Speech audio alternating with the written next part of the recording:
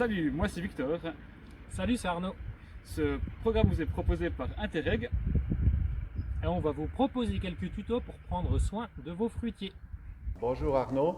Alors ici on se trouve au pressoir géré par Verger Vivant à Vendancourt. Alors est-ce que tu pourrais nous expliquer quelle est l'importance d'avoir des fruits mûrs pour faire du bon jus de pomme? Oui, bien sûr. C'est très important d'avoir des fruits mûrs quand on veut faire son jus de pomme pour plusieurs raisons. La première, avec la maturité, arrive le sucre dans la pomme. C'est un phénomène naturel dans la maturité du fruit. Et quand on va faire du jus, si on veut un jus qui n'est pas trop acide et qui a un bon équilibre entre l'acidité et le sucre, il faut arriver à la maturité des fruits. La deuxième raison, qui est peut-être encore plus importante, c'est qu'avec la maturité arrive le développement des arômes. Et si on va avoir un jus de pomme qui a un bon goût de fruit, c'est très important d'atteindre ce niveau de maturité.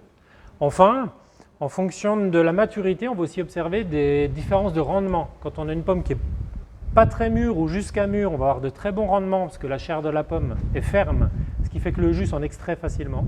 Par contre, quand on dépasse la maturité du fruit, on va commencer de perdre en arôme.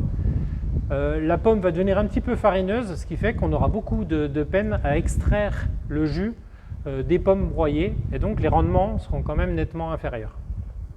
Très bien. Donc je vois que c'est quelque chose qui est assez difficile. Il y a beaucoup de paramètres qui rentrent en ligne de compte. Donc je pense qu'on va aller voir un peu quels sont les critères qu'il faut regarder pour avoir des pommes au bon stade de maturité pour presser. Voilà, alors pour évaluer la maturité de ces fruits, alors il y a différents critères qu'on peut observer. Et le premier critère, déjà, il y a une connaissance de base de ces variétés.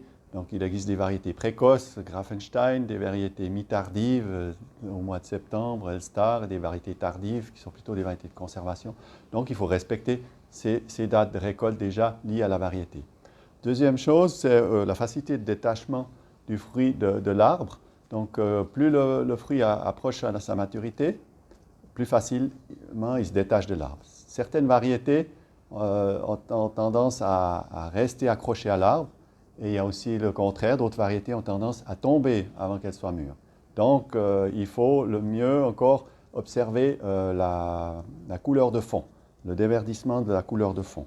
Donc, il existe des variétés bicolores, comme ici, vous avez une couleur rouge du côté ensoleillé et le côté ombragé est vert quand ce n'est pas mûr et complètement jaune quand c'est à maturité gustative. Et un autre critère également, c'est la couleur des pépins. Si on coupe la pomme au sens de l'équateur, on voit ici au centre les pépins et lorsque les pépins sont bruns, c'est un signe de maturité. Mais ce n'est pas forcément le critère qui est toujours déterminant. Si on coupe une pomme très verte, par exemple comme ici, on retrouve des pépins bruns. Mais la pomme est encore dans un stade, je dirais, pas très mûr. Donc le dernier critère, c'est vraiment le déverdissement de la chair. Et lorsque la chair est encore verte, sous l'épiderme ici, c'est un signe que c'est encore, c'est pas mûr, c'est très vert, c'est encore on aura le goût de chlorophylle. Et ici, cette pomme qui a, vous voyez la couleur de fond jaune, la chair, elle est blanchâtre, elle est même jaune. Et celle-ci, on l'a coupée déjà il y a un petit peu de temps, elle commence à s'oxyder assez rapidement. Alors, le dernier des critères, c'est vraiment, je dirais, le critère principal, c'est de croquer dans la pomme et d'évaluer la saveur. On doit vraiment retrouver la saveur caractéristique de la variété et plus avoir du tout de côté herbacé. Elle est croquante, savoureuse, aromatique.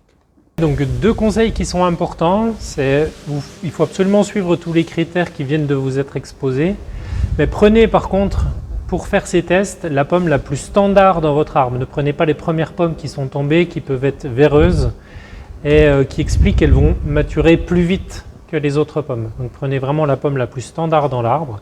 Et des critères aussi assez faciles, si vous gaulez vos arbres, si vous secouez pour faire tomber les pommes et les amener au pressoir. Dans le cas où vous gaulez et que les pommes ne tombent pas, ou seulement quelques pommes tombent, il faut vous poser la question quand même de la maturité des fruits.